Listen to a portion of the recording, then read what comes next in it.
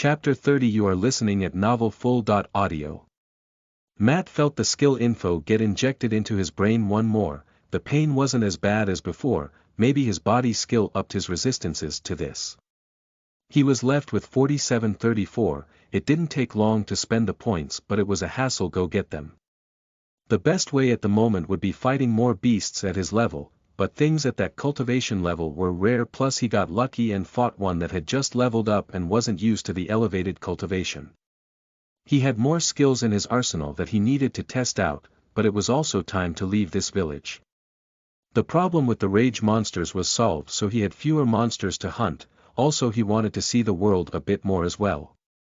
He was a bit more confident in himself now. He pulled up his map and looked at his destination that the system was kind of guiding him towards. Spirit Spring City was located in the Azure Dragon Empire. The map didn't really go into much detail as it only showed him the locations and the names without explaining much. He looked at the map and the Spirit Spring City was quite a bit away from his location. He was at the edge of the empire that had mostly small tribes and villages around. The next big city that was about halfway towards his destination was called Moonlight City. It was quite large, just slightly smaller than the other city that he knew of. He decided to make a stop there on his way as he didn't want to just blindly fly all the time, and maybe he could sell and but some stuff in there. He had asked the tribe people about the structure of this empire with the pretext that he was a traveler from another country. They were happy to tell him about the power structures and how the world worked, that they knew of.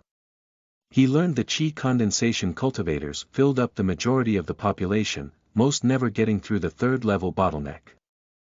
Everyone hid their cultivation methods and resources, so it was hard for regular people to cultivate. That's why Chi cultivators up below the fourth level were called commoners. After a cultivator reached the foundation establishment level, he or she could create their own family clan, passing down their teachings to elevate it. There was no rule to the size of the clan, so they came in various shapes and sizes. After that came the sects. Those mostly required someone to be at least of the foundation establishment level but near the top of that. The sect scouted disciples to their location to grow and expand their influence, not requiring one to be from the same family lineage. Sects were the biggest fishes around in the empire, but it wasn't ruled by a sect in particular but had an emperor instead. The emperor belonged to the Long clan and kept the sects in check, but no one knew who would come out on top if the two factions fought. The tribe people weren't informed enough about the prominent sects and clans, as any one of them was out of their league. There were many new ones being created while old ones were crushed in a constant struggle for power. Asterisk guessed the Azure Dragon Emperor would be one of the top cultivators around here then.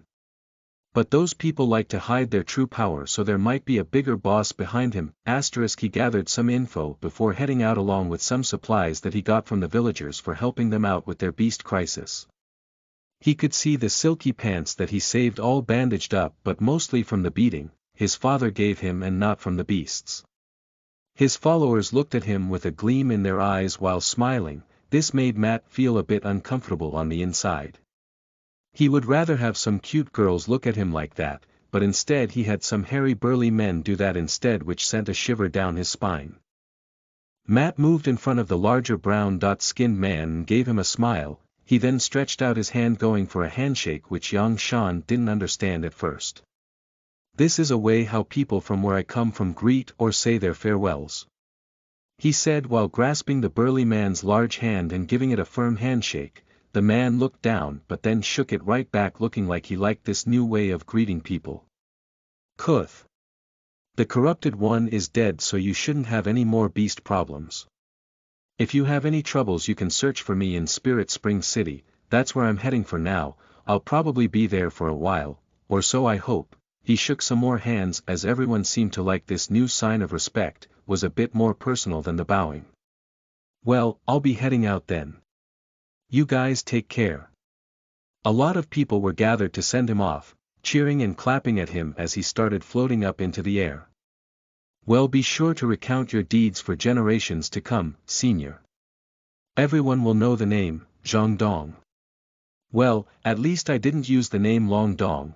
He nodded to the people and whooshed into the air. his cultivation making the crystal dot-like sword shine in a bright hue as he was propelled forward to his next destination. The scenery changed to a more open one. It wasn't just trees anymore, as he could see people tending to their crops on their farmlands. When they looked up they could see the cultivator dressed in a white robe, his long hair fluttering in the wind along with it. He checked his map as he looked for Moonlight City that he was heading first, but also he spotted a certain spot he wanted to make a pit stop before even going there. It looked like a really tall mountain with a high elevation, and that meant a better place to cultivate. He was already halfway done by this point even when doing it in this village, so he should be able to bust through to the middle stage in no time, and a few days here and there wouldn't be a problem. Nothing much happened on the way there, but he did not make it there through the day. He stopped and descended in an unpopulated area. There was not much around besides grass, some trees and bushes. He kind of prepared for this type of occasion as he wondered where he should sleep when he was on the move. The cultivators from the stories always dug out some caves and then squatted in there during the night or when they were injured, but he was used to sleeping on a bed. He pulled up his screen and clicked the crafting abode icon that transported him to the candle and fire lit space. Who needs to buy another pricey base if I have this already? The store had big and small houses, rooms and even pocket dimensions with gardens where he could reside, but they all cost a huge amount. He took out a bed from his ring that he nabbed from the tribe and placed it on the ground. This crafting area was quite large and he could even dim the light in the setting, so why couldn't he use it as a sleeping space? So he turned in for the night and dreamed about marshmallow clouds. Chapter 31. You are listening at novelfull.audio. The crafting abode didn't collapse upon itself and didn't boot him out or anything, so he had a good night's rest. It was super silent in there, no soul to bother him. He stretched while yawning and jumped up to his feet. What this place was missing though was a shower, and he didn't think that he could install plumbing. It worked for now though. Maybe he could find a lake or a waterfall to wash up later. Not like he had anybody odor, though he found that a bit odd because even if he did sweat he didn't end up smelling with sweat. Guess it was something about this cultivator body of his. He appeared out in the open in a flash of light, scaring some of the wildlife in the area. Matt chuckled to himself, and while munching on a chicken leg, well, it was more of an unidentified bird leg, but he told himself that it was chicken. He stretched a bit, the sun already up as the crafting room didn't have any natural, so there was no rising sun to wake him up. He tossed his flying sword out again and took flight, going towards the mountain peak.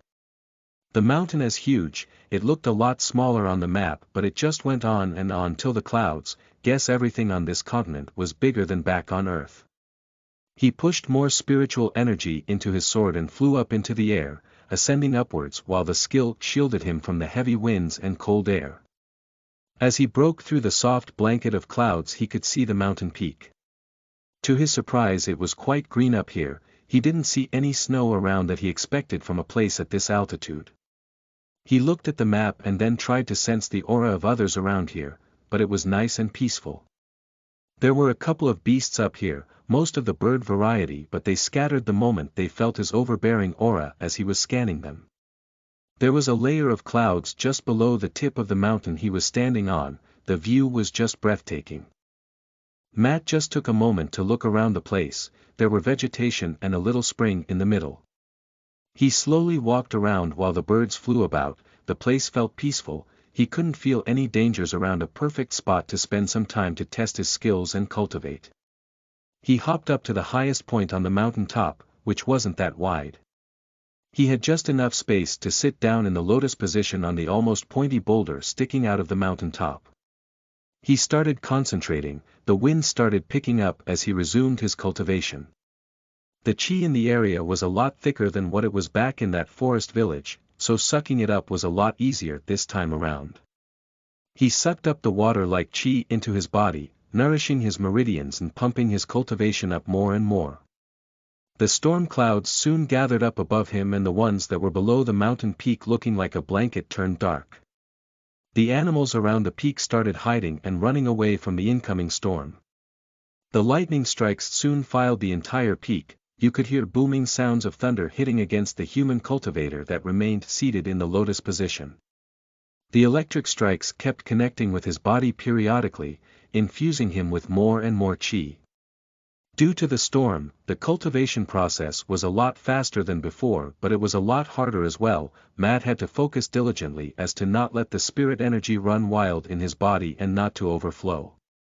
Because if that happened, he could suffer a backlash to his cultivation, injure himself, or even lose some of his progress. He remained in that one spot, letting the bolts sculpt his body into a better shape. He could feel his core expanding slightly more and more as it took the spiritual power in. He was almost in a trance. This was normal for cultivators, as when they got the ball of cultivation rolling it was hard to stop. That is also the reason why most of them remained hidden from others, doing it in seclusion, not wanting to be disturbed, as a lapse in judgment could be very detrimental to their well-being. He was cultivating at least twice the speed than he was previously, but he didn't stop at just doing that. Matt also had some new skills that he needed to figure out. After he got his fill of absorbing spiritual energy that pushed his cultivation past 50%, he decided to take a break. First came the force field or barrier technique. He clasped his hands, forming a seal as a semi-transparent coating started appearing around him. It looked like a regular circular barrier around a person, but looked a bit more unstable with the lightning energies crackling around it. At this moment some dust got kicked up, and as it came up to the barrier and blocked its approach, crackling in response. He could tell that inside he was safe from harm, but outside the force field would discharge electricity at anything that came in contact with the barrier. He started playing around with this skill, managing to make it bigger and bigger, covering about an area of 10 meters before he started having problems in keeping it together. He could also shrink it and focus in front of himself. This made the barrier thicker in that spot, and it would probably defend against more damage. Matt nodded and moved on to the Storm Dragon skill. He concentrated while waving his hands around in various patterns. This skill couldn't be formed instantly, which would be its weakness. After a moment, electricity escaped from his body and shoot above his head. The energy concentrated into one spot and started forming a dragon. It wasn't the Western type of dragon that most people were familiar with, it was the more serpentine-looking one from Eastern stories. The creature looked like a construct of blue and white light. As it gave out electricity, it roared about and circled around his body as if going into a defensive position. He could feel some kind of strange mental connection with the creature. He could also see through its eyes as it flew around. He tried giving it some basic orders like, go over here, hit that rock, and defend this position. It followed all the instructions to a T, but when he ordered it to do the Fortnite dance, it looked at him with question marks above its head. I guess not. He could actually ride the thing, so it would be an alternative to his sword if he ever lost it. The dragon was big enough for him to ride while having space for more people. This way of traveling was a lot more draining on his spiritual energy though, so it would probably not be a good idea to use it as a regular way of traveling. The last but certainly not the least was the avatar transformation. He took a good breath in before he released the skill. It didn't have any fancy hand movements to activate, he just had to concentrate, but it also had a bit of a charge-up time. He could feel his body giving of spiritual energy. The chi started coating his whole body and expanding outwardly. Growing and growing, he could feel his point of view getting elevated as the technique turned him into a giant made from lightning. The sparks flew everywhere while he looked at his hands and ground below him. Size-wise he was close to 6 meters tall, but he could pump himself up further, but that would drain his energy faster and faster. If he increased his cultivation, he reckoned he could sustain a larger form for a longer time. He threw a few punches, his power certainly increasing with this skill. He tried forming a javelin while in this form, which worked as the one he formed was many times larger than his regular one. He could probably take on people on a higher cultivation level than he was with this skill, but he had to be quick as it was quite draining. He tested it out, managing to keep it up without using any other skills for about 10 minutes before his energy dipped below 50%. He would probably have a couple of minutes of real fighting time if he decided to go ham on someone. Guess I should probably use this more as a finisher than the opener, or to give others a scare. He powered down, moved back to cultivating. He wanted to his core formation middle stage before moving on. It would boost his reserves quite a bit, and being more powerful was always the best way to go. It took him about half a week to finally pump his cultivation to 100%, his lightning core churned with energy, crackling and expanding as he broke through his aura filled the surroundings as a lightning bolt directly hit his body. He stood up and tested his new level with a couple of punches and kicks. He felt a lot stronger than before. He could probably take out the corrupted one with one good placed hit if he fought him once more. Going up a level in cultivation was a lot bigger than going up in levels in games. It was quite the big difference indeed. After testing his skills a bit more at the higher cultivation realm, he decided to head to the new town. Chapter 32. You are listening at novelfull.audio. Matt traveled through the land, zooming around and taking in the sights. The land was quite beautiful and there were many wondrous beasts and sights to see. He even found himself a waterfall to wash up in. Then he tried cultivating under it, but the progress was a lot slower as the water made it more difficult to transform Chi to the lightning variant. He thought to himself about his future. He wasn't here for that long and he already almost died due to a wannabe Squidward. The sights were nice and all, but spending most of his life as a couch potato while playing games and being as lazy as possible made it hard for him to change the outlook on his life. He was getting better, but he still had the tendency to be lazy, though there was not much to do here besides crafting, fighting and cultivating. Well, I should be there in a couple of hours if I keep the speed up. His flying speed also increased with his cultivation, as not only did he have a bigger spiritual energy gas tank, the quality also improved, so he spent less while having more. He didn't see other cultivators flying about on their swords, but that was natural as there weren't that many core formation ones around. A foundation establishment person wasn't able to fly much. But see a couple of flying ships. They looked like regular wooden boats and galleons, but somehow they were able to move in the air as he did on his sword. Maybe he too could make something like that later one. Did the Tao of crafting include shipbuilding? He shrugged and flew ahead. He sometimes wished that the cash store would have electronics in them. He could use his old smartphone or an MP3 player. These long trips had interesting things to see, but otherwise, it was quite boring. And would you know it, he got what he wanted, as when he was passing by, he spotted a caravan. It looked like one of those merchant caravans that you would expect in fantasy settings. The caravan was stopped by the road. It was getting blocked by some group. Matt knew how to hide his aura so that no one below his level could spot him by this point, so he peeked down. All the cultivators were still in the Chi condensation level, but they were at a higher level than what the tribe people were, ranging mostly from 5 to 12. There also was one person in the foundation establishment level mixed into the bunch. He was a bit behind the others and was hiding his strength. The leader of the person at the 12th level was from the caravan, and as Matt looked at the name above it read Lan Fei, that was a female name, right? He wasn't sure what was going on and couldn't see all that well from way up here, so he decided to get a bit closer. He was quite the nosy person it seemed, and the boredom was getting to him. As he got closer he noticed that the female cultivator was quite the beauty, and how to put it, she was quite stacked to boot. This, of course, made him use his heightened senses to zoom in on the lovely peaks. The woman had her cleavage exposed and all. She was wearing what looked like traditional Chinese clothes, just with more revealing parts and sticking to her shapely body quite tightly. He snapped out of it and looked at the group opposite them. They had smirks on their faces as they looked at the woman and the people behind them. This is Qing clan territory, you need to pay the toll if you want to pass. One of the thugs said while smirking at the busty woman who looked angry. What's the meaning of this, the Qing clan? The only toll is by the city gates, everyone knows that.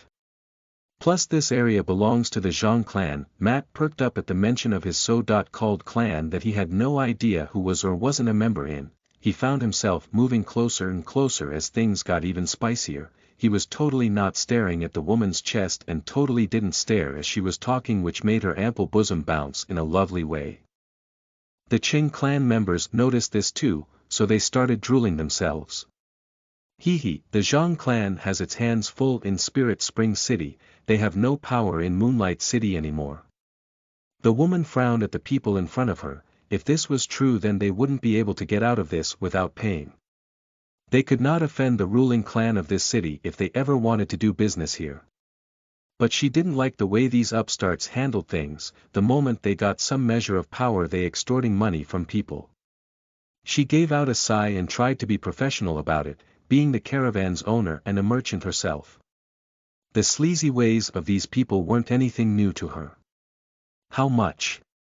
The men were a bit surprised that the girlie didn't complain more, but then grinned at her. They looked at each other, and then the man in charge stepped forward and while looking at the woman licked his lips. 100 low-grade spirit stones. The woman opened up her eyes wide and frowned. This was just plain extortion. She wouldn't pay more than 10 at the gate, and this price was 10 times the regular amount. Why don't you just rob us? Does your clan head even know you are doing this? The men chuckled to each other while standing. Well, we'll drop the price to 10, if you give us some special service, girlie. The man licked his lips as he moved forward and looked at the woman like a predator. The people behind the woman started complaining but didn't know if they could offend these people. The Qing clan might have been an upstart clan, but they did have foundation establishment elders which they couldn't handle on their own. Preposterous. Lady Fei, let's just leave, we can just head to another city. One of the people from the caravan spoke while glaring at the Qing clan people. The woman started to think if that would be a good or bad idea. What if they go into the city and they get harassed more? You could never trust those hungry upstarts that did whatever they wanted. As she was about to make a decision, one of the men in front of them walked out and she could feel pressure pushing her down. It was a senior cultivator. Why don't you stay? I insist. The real leader got revealed as the cronies made way for him. The man looked quite old with a wrinkled up face and beady eyes. He was just in the early stage, but this was enough to make the caravan people tremble in their boots. Now they were afraid. They would have no chance of running if this elder jumped in. They would have to pay the toll, but the problem wasn't that. The clan people had set their sight on their boss. How about your people gather the spirit stones while we have a nice chat over there? The old man grinned while poking a bit to the side into the bushes. He turned out to be an old pervert to boot, as he also wanted in on that action. The woman showed quite the disgusting face in response while the people on her side took out their weapons. This could turn bloody any second. Am I interrupting something?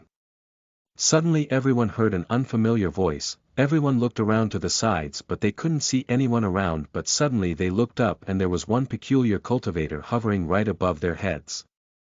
He was standing straight up, hands behind his back and his feet planted on an expensive looking flying sword. Everyone gulped as they realized that the man was a core formation expert, just from the way he was nonchalantly flying above them without a worry in his mind. They also could feel his overbearing aura emanating out that confirmed their concerns. Ah, you see, we were just trying to collect the toll. The elder from the Qing clan started speaking while looking upwards while sweating bullets. The clan didn't even have one core formation elder in their midst, the strongest person being at the great circle of foundation establishment, so he could not offend this senior that's staring him down. Oh, toll. Thought the toll was only collected by the city gate. Right. Ah yes, that's right. We must have made a mistake, senior. The Qing clan members were fast learners and could read the atmosphere. So they quickly gave up on the idea of harassing this caravan and turned tail to run. Matt didn't say much, just looked at the people, backed away till they were gone, then he looked at the people from the caravan that looked surprised and maybe even shocked a bit. A righteous man always has to aid the downtrodden. Even more so if they have, he thought while trying not to stare at the woman's cleavage. Chapter 33. You are listening at novelfull.audio. While the Honorable Senior Zhang Dong was trying not to look at the woman's ample bosom, the woman in question was thinking about what she should do in this situation. The strange cultivator that appeared looked strong. The aura was there as well. He didn't look all that old, which indicated that he gained his amount of power at a younger age but didn't really reveal your true age, as when you cultivated faster you tended to maintain your youthful appearance even in your older years. This meant that this could be someone within their 30s or some old monster, you could never really tell. She followed the procedure of bowing at the man, and the people behind them did the same. The senior above them didn't talk much but looked down in her direction intensely. She didn't know why he was keeping his gaze at her. Was he like the other people that just left? He didn't seem like it though. She couldn't detect any hostile aura from this man, it felt kind of soothing and reassuring instead. Senior. Matt took his eyes off the female's bust after she looked up at him from the bow in a questioning fashion. He coughed into his hand and looked to the side as he gathered his thoughts while trying to think about something else than the lovely mountain peaks before him. Ah, yes. I was meaning to ask you, does Moonlight City have an auction house? He quickly blurted out what first came to his mind, finally getting a hold of himself. The people stopped bowing, then looked up at the hovering man. He had the looks of a warrior even though part of his face was covered by the robe's hood. Zhang Dong at this time was feeling a bit silly for staring at the lovely lady for that long, hiding his slightly blushing face behind his robe as he turned his face to the side. Yes, there is an auction house in the city, it's called the Red Tiger Auction House. You can't really miss it, it's in the pleasure district of the city. Lan Fei replied quickly while getting to the point, her gaze looking up and a somewhat calm smile on her face as she just wanted to get to the city and relax. Ah, thanks for the info. Matt started feeling a bit awkward. He didn't really have any experience in talking to women all that much, the experience mostly stopping with small talk at work without anything meaningful besides that. He grasped the back of his neck, which was his tic when he was feeling awkward, and just nodded at the people. He didn't really have much to say to these people and didn't want to make them feel uncomfortable as they were giving them those kinds of looks. Well then, see you around. He took off flying towards the city while feeling kind of silly for staring at the bouncy girl. Guess in this kind of situation the hero would strike up a conversation with the beauty and then they would fall in love or something. But he felt like he would be considered some kind of weirdo if he stayed around people that he had no relations with. Lan Fei and the others looked at themselves as the senior that appeared in a flash, vanished just as soon as he came while not doing or saying all that much. They shrugged while looking at each other and then moved their caravan towards the city. There was the problem with that upstart clan, but they thought that they wouldn't try to pull something in the city. There were other clans in there and there were laws. Plus that was probably why they tried to extort them outside. The woman gave the order out to move on while reminiscing about the cultivator in white. He sure was a handsome man, a shame that he left, she thought to herself while smiling. Matt whooshed towards the city, seeing it on the horizon as he wasn't far away. He could see the various Oriental-styled buildings and structures. It was surrounded by a big wall. There were 4 big gates coming from each side of the city and he could see a castle structure in there as well, and the streets were looking busy. He remembered that there was a toll to pay before one was let into the city, so being the law-abiding citizen that he slowly descended from his position to what looked like a big line of carts and people that was slowly moving in and out of the city. Damn, that's a big line. He was hovering low enough to catch the attention of the people below him. They all looked up at the cultivator and wondered why he was there and staring at them. Matt didn't know that if you had a certain standing in this world you could cut in line. Being powerful had its perks in this world. The people started whispering while Zhang Dong was feeling awkward once more from getting so much attention, but he was slowly getting used to the attention, but it was slow progress. Hey look, mommy, a man standing on a sword. Is that a cultivator? Why is he just standing there? Does he want something from someone? Hey, doesn't he look kind of nice? A powerful senior has appeared. He was making a commotion that alerted the guards that also looked in the direction. Seeing a large man on a sword, they brought up some jade slips that were used for communication by cultivators and alerted the people in the city about an unknown cultivator in white, who was flying on a sword and in front of the west gate to the city. It didn't take long for some cultivators in the later stages of Foundation establishment to appear. They tried measuring the man's power level, but they couldn't get a read on him. It looked that he was stronger than them. Matt was wondering if he should just move into the city instead. The people were making room for him as he tried to approach the line, parting like the Red Sea as they thought that he wanted through. He ended up by the gate soon while the people were still looking at him with curiosity. The experts from the city came out to greet him in front of the gate, greeted him by clasping their hands, which Matt mirrored while hopping down from his sword. Greetings, Senior, what brings you to Moonlight City? They asked while being polite. The cultivator's face twitched a bit as he looked at everyone making a big fuss. He really wasn't used to this rock-star treatment, everyone calling him senior this, senior that. Ah yes, I heard that you needed to pay the toll to enter the city. I just came to sell some things at the auction house. The city cultivators looked at each other, then back at the cultivator in white, who didn't seem to know that people at his level didn't need to pay anything. You don't need to pay the toll, senior, you can just come into the city, here we will guide you inside.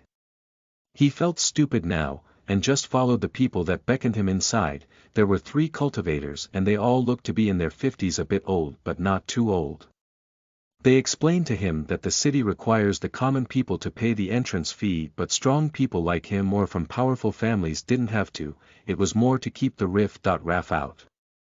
He asked them about the auction house and a place to stay. They saw that this cultivator was a bit quirky, but he felt uninterested in causing a ruckus. They guided him to the best hotel in the city and informed him about some locations in it before parting ways and reporting to other people in the city. He couldn't even tell them his name before they left, but the way the clan people that he was harassing the caravan were speaking, he left that he should wait and get more information before he revealed that he was from the Zhang clan. It supposedly ruled this city as well before something happened. Maybe he could get some info on that. He found himself in a big room, it looked quite costly. The door closed behind him while a serving lady took her to leave after guiding him to one of the more costly hotel rooms. I have to stop doing this, can't keep others just lead me around at their pace, I'm supposed to be some battle-hardened warrior. He wallowed a bit in self-pity as he should learn to say no, at least he had a free room and boarding now, guess it paid off to be a top cultivator. Though I also could learn a thing or two from those people, might have to act like that if a scary cultivator appears with a higher cultivation level. He flopped on the soft bed that is a lot better than the one he had stashed in his storage ring. His next step would be to sell the things he made. He needed to know if he could earn spirit points with crafting, and if he did, how lucrative it would be. Chapter 34. You are listening at novelfull.audio. He placed all of the items that he wanted to sell on the floor. They included the 9 mortal high-grade weapons as well as the perfect grade 1. He also had the crimson common grade items out. He didn't want to sell the beast cores, for now, he might as well ask for the going price for those later at the store himself.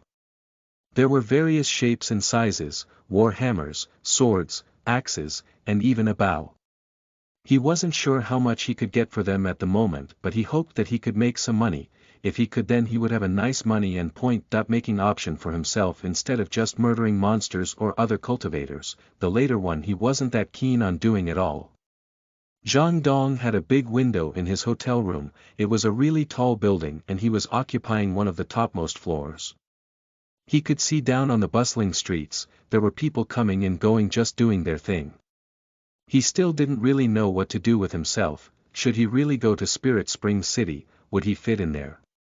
After giving out a big sigh, he flopped back on the king-sized bed and looked at the ceiling, that had some dragon engravings on them. The whole room looked extravagant. He wouldn't be able to afford a luscious room like this in his previous life, but here he could just flex his cultivation muscles and people came on running. He didn't really care about luxurious lifestyles all that much, but he wasn't against it either. He stared at the ceiling for quite some time before moving his lazy ass off the bed. He would also need to do something about not being motivated enough. First came the auction house, then maybe he could gather some info about his so-called downtrodden clan that fled the city for some reason. I bet this place has some relaxing hot springs as well. He kind of started liking the warm spring feeling that this culture had to offer, but he still could go for a normal shower.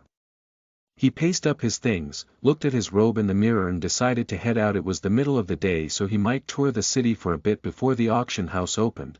It was in the pleasure district apparently, and it only opened at night for some reason. So he headed out, trying to not stand out, but his clothing was kind of giving him away as it was kind of exquisite. He started thinking that it might be a good idea to get himself a new robe. He could probably make one himself, but he would have to use that dreaded DDR game again. While our hero was trying to not stick out like a sore thumb within the masses, the caravan with the lovely lady that had the peaks that men desired arrived by the gate. They managed to get through it without much trouble and paid the normal toll of 10 low-grade spirit stones. The members were relieved that nothing else happened on the way as they headed into the city to unload their gear. This caravan wasn't a single unit, they hired guards from guilds that were in the city while having some of their own more trusted people with them as well. They were also carrying letters, people and other various things that they could earn money with.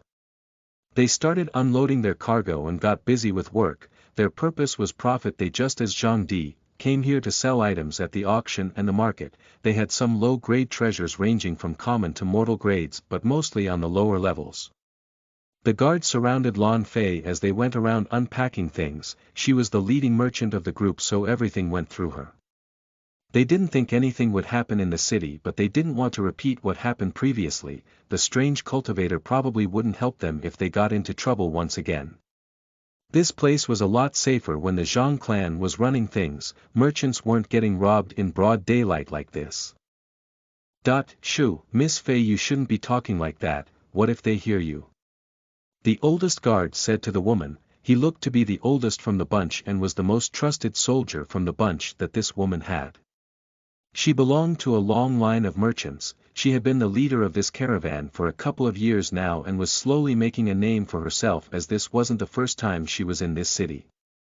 She reluctantly nodded at the man that she knew was right. Those type of people she was going against were the petty type, and their reputation was more important to them than the lives of others. Yes, you're right, let us just unpack and transport everything to the auction house, but be careful, the pleasure district is a shady place. We have to watch our backs, she said while wrapping her form in a loose robe. She didn't like it, but she knew that women tended to be singled out around places like that. She would have to be careful. She thought that it was a shame that the world was like this, but this was the reality. The people were rotten and everyone had to fend for themselves. The person that helped them today was the oddball out. She thought about the man once more but then shook her head. It would be nice to have him around as a bodyguard, but that was a pipe dream. Fei got her head back into it and started going through her inventory, checking if anything got stolen or damaged. She had to inspect everything they wanted to sell before giving it to the buyers. Her good name depended on good quality merchandise. This would take a while, but they still had time before the auction house opened up. So time passed and nothing major happened. She and her men started gathering all of the items that they wanted to sell and headed off to the auction house. Little did they know that after they left, a familiar figure walked out. It was one of the men from the Qing clan. He was looking in the direction that the people left while grinning. He left after a moment and went to inform some other members that the caravan people were on the move. They had done their research on these people and knew that they didn't have any strong backing. They were just regular merchants. The female's father was in the foundation establishment level, but he was just one man and didn't have many warriors behind him. The Qing clan had nothing to fear. They wouldn't kill them. They just wanted to show what happened to people that go against their clan. This was the early stage of their clan's rise to power. They were still under a stronger clan that could replace them with another family, so they wanted to prove themselves as well. They were planning some fun after the auction ended. They had their people on the inside, so they would get the girlie and her men into a separate area and give them a good thrashing. Their elder showed interest in the woman before. He wanted to have a good time as well. They had everything planned out. They also knew that the cultivator that came to the rescue of those people wasn't associated with them and entered the city earlier. They thought that they might have overreacted a bit when they first saw him, and it was them that offered him that hotel room as well, though they weren't brave enough to keep tabs on him as they knew that he would probably know if someone followed him around. While this was happening, Matt was munching on some dumplings. The food was still new to him. He was sitting in some high-class restaurant. After he pulled out a gold coin, the people in the establishment looked at him with sparkling eyes and gave him the royal treatment, so he was enjoying some nice food and drinks while watching the city from a window by the table he was sitting in. This kind of life isn't that bad. Chapter 35. You are listening at novelfull.audio. The meat buns were devoured while he asked for more. The waitress returned with a smile with another plate while Zhang Dong munched away. Having cash on yourself was a nice feeling, as in his previous life he mostly survived on cooking himself some noodles and chicken here and there. Plus the frozen dinners if he didn't feel like doing much. but this food was really good even though he didn't really know what the meat in there was. He burped into his hand while hoping that no one heard, then rubbed his belly that didn't seem to expand that much. Where did all of that food go? Well, I guess no more Mr. Skinny Fat in the future. He paid for the food with the gold coin, but this time around he got the change back, leave it to a big restaurant to have enough cash. He smiled at the waitress before going out, resulting in blush from her in response. He wasn't quite used to his good looks and didn't really know that you could use that for benefits. Okay, I still have some time to burn before the auction house opens, though I need to get there a bit sooner than the others as the sellers need to present their items for inspection first. He headed out into the city in the form of a tourist, looking left and right while at least trying not to look weird while doing it. People were giving him strange looks here and there, girls kept turning their heads while the men squinted their eyes at him. He wasn't using his cultivation at this moment, so others didn't regard him as a lofty senior but just as some good-looking guy walking about. He was a bit flattered at the response he was getting from the ladies, but he wasn't here to pick up girls that much but to tour the place instead. He visited a bathhouse as well, paying for the more exclusive one as he kind of got into the big spender mindset. There weren't many people around here at this time, so he could enjoy the large bath on his own. Dipping his large frame into the water after washing up and looking up at the ceiling while relaxing, taking baths instead of showers might have not been such a bad thing after all. He stayed there for about 30 minutes and ended the experience with a nice full glass of milk, a big mustache left on his upper lip in the process. He smiled at some kids that pointed that out and then headed back out into the city. The day looked nice and it would probably be a nice day, he felt it. Of course, he felt it wrong as after stepping out of the bath building he heard some people screaming. There was a dirt road right outside, it was a bit narrow so you had to watch your step as there were horse carriage vehicles going back and forth which didn't leave much space for the pedestrians. They were pulled by various creatures, there were regular-looking horses here and there but you could also see things like tigers or huge wolves doing the pulling. A commotion was happening about now as you could see people running to the sides of the buildings and off the road to safety. In the distance you could see two carriages speeding side by side while getting pulled by beasts, one was a big tiger while the other looked like a big hyena. You could see people on those carriages shouting at each other while smiling and smirking, having some bottles in their hands, they were clearly drinking. They appeared a bit away from where Matt is at, he had some time to get a good look at them. They looked like some older teens having some kind of race while drinking booze. The people bolted to the sides while trying not to get run over while others pushed their carts to the side to make way for the rowdy youths behind them. They were probably some young masters doing silky pants stuff as always, guess no place was safe from those. Zhang Dong thought to himself as they even had one way back in that tribe he visited. He didn't intend to do anything about it. The people looked like they were going out of the way and he already caused a big commotion when he was entering the city. He didn't need people gawking at him even more than they already were. Though fate had different things in store for him as the most common thing happened in this situation. A child at around 4 years of age tripped, fell and started crying while the mother was trying to pull that child and some other kids to the side.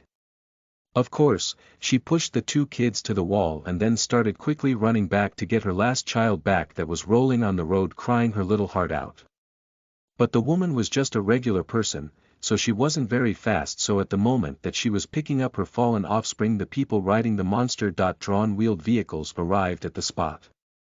She couldn't do much besides grabbing the child and trying to shield her with her whole body, hoping for the best while apologizing for getting them in this predicament. Matt's face fell as he saw everything playing out. Most people turned their faces to the side as they didn't want to see the daughter and mother pair to get smashed to pieces. He almost forgot what sort of world this was. People beneath a certain degree of power were worth less than dirt to those lofty young lords and clan members. They didn't have any problem in running over a mother and child in broad daylight. It's not that the people didn't care, but they couldn't do anything in the face of real power.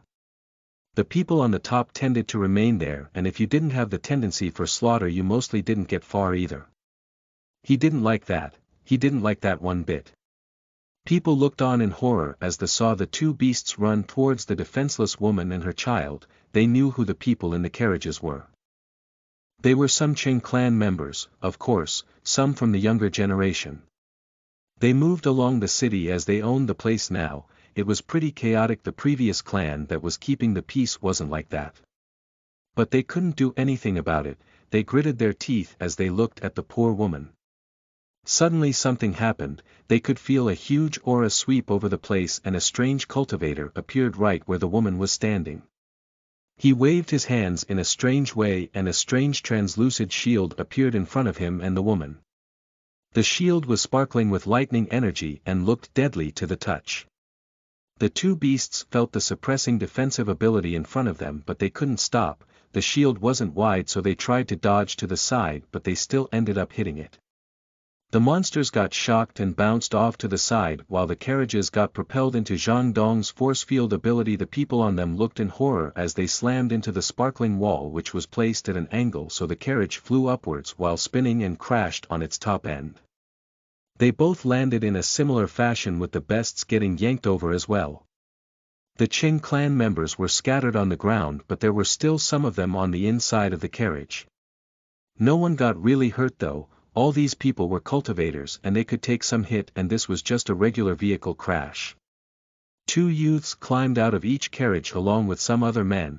They were the main silky pants and had their guards in the carriages along with them. Who dares? I am Qing Tong, I'm the third son of the Qing clan head, I will have your head. One of the youths barked out while looking around, his hair and robe in disarray as he got thrown about in his carriage like a rag doll. Yi, we are from the Qing clan, we rule this city. The other youth from the other vehicle spoke up, probably also a son from the same family. At this moment a big vein appeared on Matt's forehead. This was the most stereotypical situation he could find himself in, saving people from some stupid snotty silver spoon-fed kid. Oh, you want my head? The two youths and their guards that were helping them up looked in the direction of the voice and could see a mad-looking Zhang Dong. Energy was exuding from his body at this moment and his eyes began to glow. He took one step forward and his whole body was covered by a sheet of lightning energy. The Qing clan people took a step back as they felt the oppressing aura. They gulped as the lightning-clad cultivator took steps towards them. With each step he kept on growing. After 2 he was 4 meters tall and crackling with energy. 2 more steps and he was 8 meters tall and after a final 1, he was 10.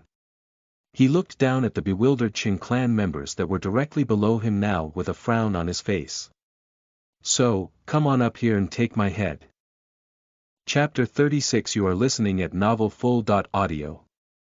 You could hear a pin drop as everyone was looking at the scene. The Qing clan members were really tense as they could feel huge cultivation fluctuations from this person. He was in a giant lightning form, looking down at them like ants and they were worried that they would be crushed to death. The Silky Pants squad had personal guards at the foundation establishment level but they knew that this senior was at the core formation stage, plus it wasn't any regular stage, it felt like he was in the late or great circle stage. They used their jade slips to send for backup but they knew that they were in deep shit as they didn't even have anyone in the core formation stage in their clan. The Patriarch was a great circle of foundation establishment. Honorable Senior, please appease your anger, they were just kids from the junior generation, they didn't mean anything bad. The guards of the young masters moved in trying to defuse the situation, clasping their hands and bowing back and forth while trying to get the young brats that caused this mess to apologize. Qing Tong wasn't that stupid, even though you might think otherwise. He knew well that he would be royally fucked if this cultivator decided to give them a beating and his parents wouldn't be able to do anything. Even if they asked a stronger clan for help they probably would decline as well. So he dropped down to his knees and started apologizing as well. Senior, forgive this silly junior, I didn't realize that you were passing the street. Forgive my lapse of judgment. Matt looked down at the kowtowing bunch getting even more mad as these people were quick to submit to a higher power while ignoring anyone below them and treating them like dirt. He made his best haughty cultivator impression and snorted loudly, his sighs amplifying the effect as the Qing people trembled in their boots. I'm not the one you are supposed to apologize. Apologize to them. Zhang Di turned to the side, his big frame having an increased weight to it as well, which made his feet thump against the ground. Behind him was the child and mother duo, still trembling in the same spot, not really knowing what was happening. His large finger pointed to the trembling couple that looked up at the lightning-infused avatar form that the cultivator was in, which made her almost pass out on the spot. If I didn't step in, you would have crushed this poor mother and her child. Do you have no respect for life at all? They were making a huge scene in the large city. The Cheng clan lord was on his way as well, as he got notified about the fiasco that one of his sons had created. He just wanted to give that no good son of his a beating. By the time he got there, he could see his offspring bowing his head to some woman holding her child that looked bewildered, to say the least. The problem wasn't that though, it was the 10-meter-tall lightning giant standing next to that with his hands crossed over his chest in an intimidating fashion while looking at his son. He didn't know what was going on, but he knew about the crash that his son had caused. He appeared in the street and tried to get Zhang Dong's attention. "Greetings, Honorable Senior, I apologize for my son's behavior, please appease your anger." Matt looked at the man that appeared. He looked to be in his 50s and was a bit on the chubby side. He gave him a glare which made the Cheng clan patriarch shiver as he felt the other cultivator's overpowering presence wash over him. "You should teach your kid how to behave in public if you are in a leadership position." He didn't want to be making a scene, but these people started to piss him off with their outdated mindset. He started shrinking as he went back to his regular appearance. The mother gave him a big bow before moving back to where her other children were and backed away. She was just glad that she was alive and that her children didn't need to live without a mother.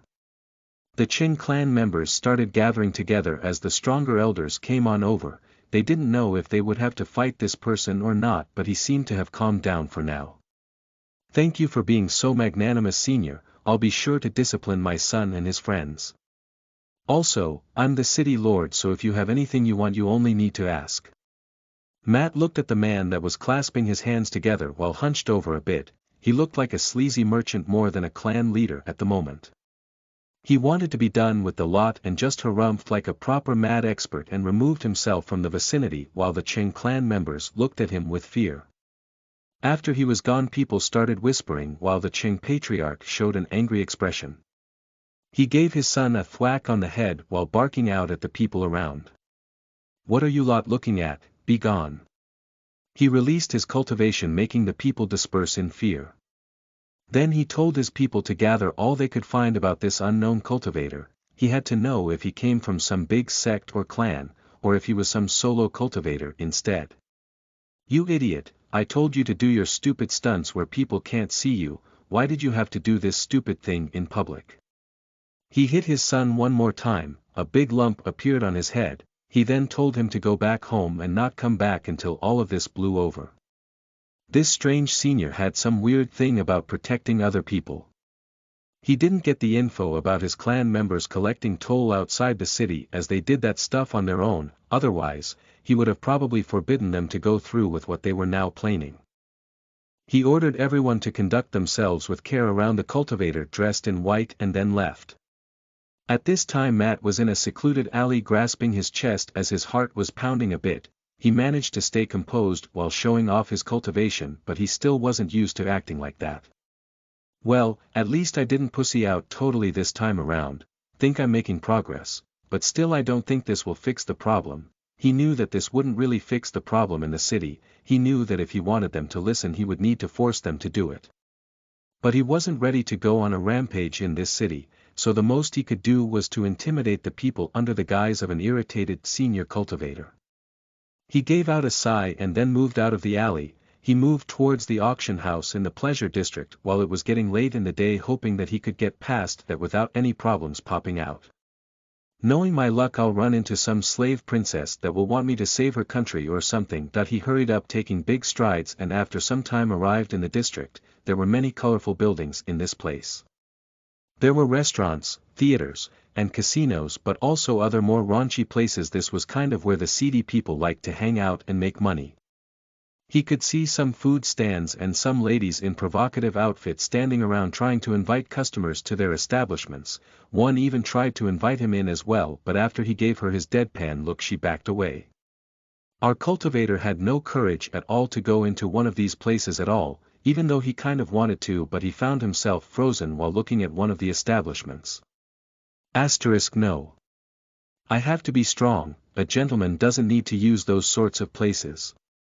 I should go to that auction house and sell those items, then just go to bed. Starting to feel tired, he strode off to the auction house, passing many people before arriving in front of a big building that had a big red tiger above the entrance. This must be the one that the busted cultivator lady was talking about. This made him recall those massive pillows that she had. Okay, focus, selling first. He shook his head and moved up to the entrance where he got stopped by some guards.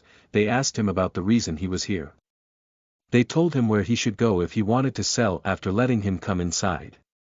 He stepped up to a lady behind a counter and told her that he intended to sell some weapons and that he heard that you had to give the weapons up for inspection. Ah yes, sir, what kind of weapons are they? The woman asked while fixing her glasses a bit. She looked like the librarian type. Ah yes, some perfect grade common weapons and some high grade mortal weapons, plus one perfect grade mortal weapon. The woman didn't react when he mentioned the common weapons, but she perked up after he mentioned the high grade weapons, even more after he said that he even had a perfect grade one. Also, I have a core formation beast core, could I get it appraised? Not sure if I want to sell it. The woman opened her eyes wide and stood up. She bowed to Matt while telling him that she needed to get a more senior clerk and appraiser. After a few minutes, he was led to a room in the back to get his items checked. The people gave him thumbs up on all the weapons, their eyes sparkling a bit at the high grade and perfect grade mortal weapons that were a weapon that a foundation establishment cultivator could use well. Matt then brought up the tennis ball-sized core that gave off a faint eerie light and set it on the table. The appraiser was an old man with a monocle that moved in close and started examining the item. This is indeed a core formation beast core, where did you find this? The man asked while looking at it. Find it? Oh, I just slew a core formation beast and that's what was left from it. The appraiser was a bit astonished at the cultivator's words, but if he beat the beast that he had to be quite strong. You should be able to get about 1,000 low-tier spirit stones for this core, or 1 middle-tier spirit stone. I'll probably be slowing down with the chapters a bit, have been writing a lot lately, need to chill out a bit. Chapter 37. You are listening at novelfull.audio. He took the orb back from the old-looking man and placed it back into his storage room. The appraiser squinted his eyes as he saw that. He could tell that the cultivator used a storage ring. He did some mental calculations and counted that the core would give him about 10k points if he traded it for spirit stones. Would it give him more if he absorbed it instead of the spirit stones? He wasn't so sure about that. The two people inside the room looked at the man that made the core vanish and figured that they should probably alert the auction house owner. If this person can really beat a beast at the core formation stage, it would put him at the top end of experts in this city, that might have not even had one present in it at the moment. Ah, senior, let us take care of your items for you, also we can offer you a booth to watch how the auction is going if you so wish. Sure, a booth would be nice. I also have a question, do you perhaps have something that writes down the going prices for various weapons and items? Ah, and do you have prices for resources like metals? Matt asked. He wanted to know the going rates for the things he could sell along with the resources. He wished to calculate if it would be better to buy crafting resources from the people instead of doing it in the cash shop where he needed to spend the spirit points. He wasn't sure if the auction had any of those around or if they would even hand him something like that. The female clerk and the appraiser looked at each other. Those were trade secrets that they had, but they just couldn't hand over the going prices for items that they are selling, as that would probably lower the profit margin if people knew the exact price a given item was worth. We'll have to ask the owner about that. We're not in the position if giving those pieces of information away, senior. Sure, go ahead, I'll just wait in that booth, don't really have anything to do at the moment either. He nodded while the lady guided him to his VIP booth that would let him see down into the auction house. The auction house looked a bit like an old-timey theater with these booths being elevated over the chairs and stage. They had red drapes and comfy chairs. He was even brought something to drink, which was wine. He gave it a sip. It was quite tasty, so he drank the whole glass quite fast while looking down below at the gathering people. Well, I guess they need to gather all those items together. That might take some time. About at this time, the appraiser was talking with the auction house owner, which was an older cultivator lady. She looked like a nice grandma on the first look, but she had a glint in her eye. She listened to the worker who recapped the appearance of the person that brought in the high-quality good that was the core formation beast core.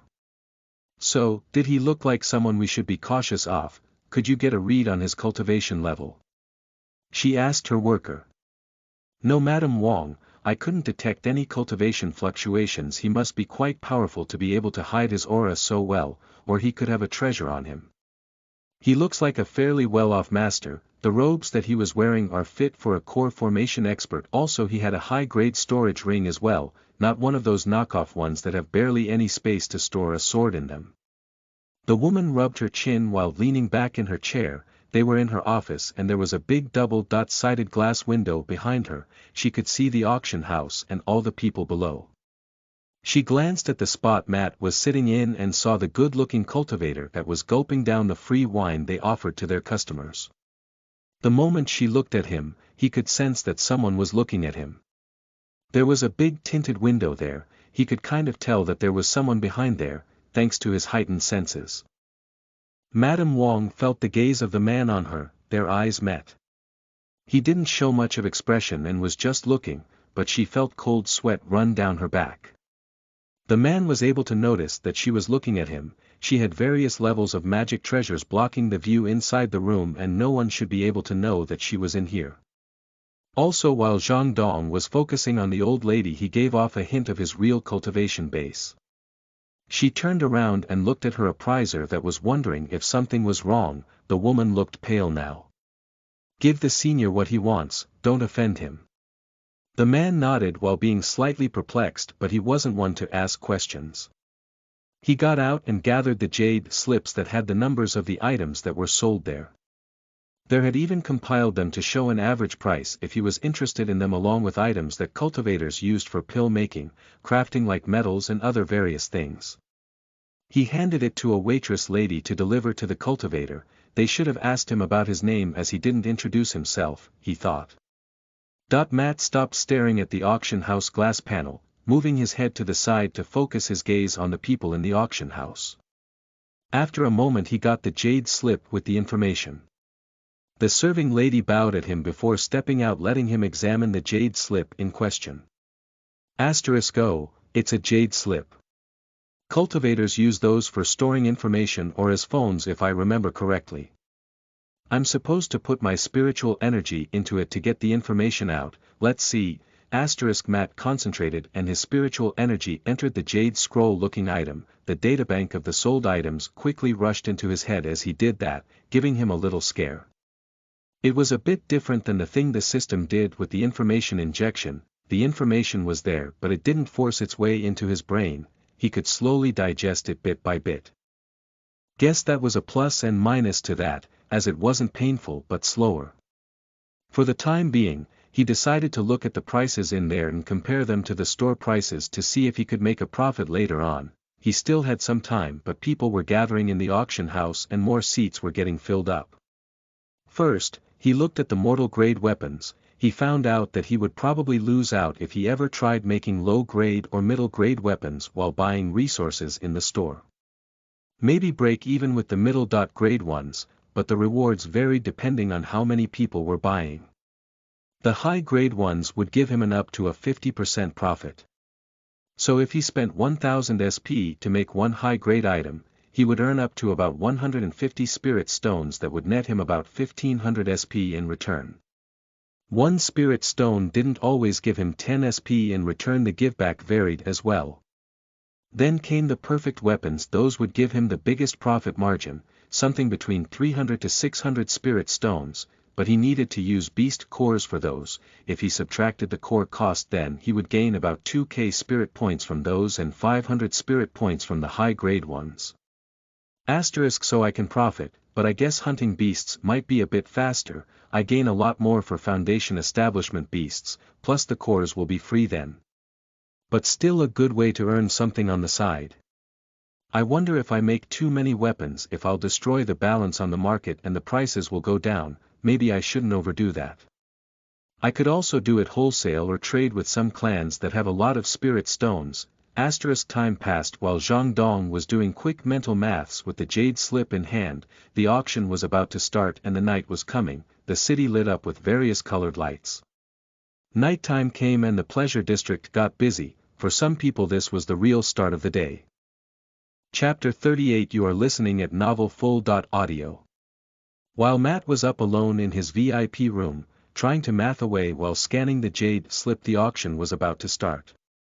The seats were quickly getting filled out, but not like there wasn't enough space for everyone. There were not super rare treasures coming in, so it would just be a normal day like the rest for the people inside. Zhang Dong stopped calculating his potential gains and perked up. He looked down at the people sitting down, they all were in robes and were all wearing those Oriental-style robes. Though their appearance didn't fit the culture as there were various types of people around if you compared them to Earthlings. Black, white, they all kind of mixed together a bit. Guess this world was very racially mixed. He didn't know if all countries were like this, or if this empire was a rarity. The people also had various hair and eye colors, with colors like purple and even green here and there, giving everyone a more fantasy-like appearance. He also noticed someone familiar and jiggly sitting in one of the chairs of the auction house. It was the woman that he saved just before arriving in this city. He remembered that they did indeed have a caravan, so they probably were coming to this city to trade and auction their items. He coughed into his hand and moved back into his room a bit, not really wanting to stare too much as he already did. I got to get used to women too, why do they have to be so bouncy? He gulped while leaning back in his chair and taking another sip from his wine. His focus then turned to the stage where another lovely lady appeared. She had an hourglass figure and you could see her long legs sticking out from her blue dress. I am your humble servant Fan Ru, I welcome you all to the Red Tiger Auction House, fellow Taoists. The rules are the same as always, the highest bidder wins. She clasped her hands and gave out a little bow and also a wink to the audience, probably making some of the men's ears flutter in response. After she clasped her hands, the curtain on the stage got raised and you could see a pedestal with an item on it. It looked to be some types of pills that were in a small bottle. The first item is a bottle with 10 Qi replenishing pills, suited for cultivators of the Qi condensation stage. Let me remind you that every item in the auction house can only be traded with the use of spirit stones. The bidding started as some people started raising their hands. The bottle didn't go for much as it was just for the Qi condensation stage cultivators. He could see people raising their hands in the air and shouting out the prices out loudly. This was the first time he had been at an auction house, so it was a new fascinating experience. Going once, going twice, going thrice. Sold. Fellow Taoist in the blue robe, please behind the stage with the agreed amount of spirit stones to receive your item, or you can wait till the auction is over to do so as well, the lady said. While the item was removed, another one was placed in its stead. It took some time for the bidders to examine the item. The lady also described what it did and tired giving a short explanation to up its sell value. The auction house did earn a small percentage from selling the items, so it was in their best interest to have them sold. The items were sold in sequence, from the lowest grade to the highest grade. You could even see some people coming in later as they weren't interested in the cheap stuff. Finally, the time to sell his Crimson Perfect grade common items came and they were laid out on the pedestal. These are all common perfect grade weapons. They have all been strengthened by beast cores and are suited for cultivators of the fire attribute. Matt perked up at the explanation as he knew that the cores added some attributes, but he wasn't quite sure what they changed in the weapons, and now he knew. He kind of randomly added cores while crafting to see if something worked or not. He'd have to examine the things he made more throughout the next time around or just write down the effects by trial and error. He also brought out a dagger that he previously created, but his appraisal skill only told him that it was a high-grade dagger. There was something about the appraisal skill being an evolving type, so after checking that he kind of hit his head, he could spend his points to upgrade the skill. Maybe if he increased it enough he could see more stats on the items. He would remember to check this out the next time he crafted something, as he didn't want to do it around here just yet. The spear, two-handed hammer, great sword, axe and a Jian sword that he made didn't sell for much. He got about 20 spirit stones for the 5, so for a pop, but they were kind of easy to make and the resources were just regular metals and Qi condensation cores, but he would have to make big amounts of those while spending the exact time creating mortal weapons instead. After those items were sold to someone, they started bringing out items fitting for Foundation establishment cultivators. The items he made were all high grade, so they would probably only come out at the end. So more time passed while Zhang Dong looked out from his booth at the auction house. He didn't want to buy anything as he didn't know what was useful or not. The items ranged from beast cores, weapons to just regular looking plants, but they were called mystical herbs. Finally, after an hour had passed, one of his high-grade weapons appeared out in the open. The cultivators looked at it with greedy eyes, as high-grade weapons were quite popular among the Foundation establishment Taoists. He rubbed his chin and looked down as the people started raising their hands and the bidding wars started. The first weapon was a nice sharp-looking spear. 80 spirit stones. 100 spirit stones. 140 spirit stones. 145. Sold for 145 spirit stones to the Taoist in the green robe. The weapons appeared one after another, and all the bidding kind of ranges from 120 to 150 spirit stones. The least popular weapon was the bow, maybe because it didn't come with any arrows, and it sold for 120 spirit stones. He still counted it up, 9 weapons the gains 120 to 150, so that would put it at 1080 to 1350 spirit stones. So he lost 1000 points for the resources and sold it for 120 to 150 spirit stones. He would gain 200 to 500 points for the items, which was good or not. He did gain spirit points for just playing a game. It was worth it, but he should make weapons that were more popular. Afterward, the perfect graded weapon appeared. It was a silvery looking spear. He made it with the monster rabbit's core and thought a spear would fit the core, as the rabbit used a horn to penetrate people. This is a fine perfect grade spear. It has enhanced penetrating power and works well with earth chi. The bidding started, but it was much higher, as they started out at 250 spirit stones right from the start, which was already a 100 more than for what he sold his best high-grade weapon. The rowdy Taoists shouted out numbers after numbers, and the price ended at 550 spirit stones. Which would net him quite a bit for just one item, considering the manufacturing cost. He would have to check the core prices to see how much he would lose if he bought a core from the cash store. Some other items came out, but nothing above the Foundation establishment level. He just waited around looking at the stuff that got sold, wondering if he should invest in some recovery items after he gets his spirit stones. He would gain something around 9 or 8,000 points if he converted everything to spirit stones, which wasn't that bad as a start. Not bad. I will have to check out what I need for crafting and see if I can buy it around town. Maybe I can earn more like that. Though the process of making the weapons then going to the auction house himself was a bit tedious, if he compared it to flying around the forest and trying to find monsters to hunt, it might be a bit better. But he could also use the monster parts for crafting as well, so hunting is also handy.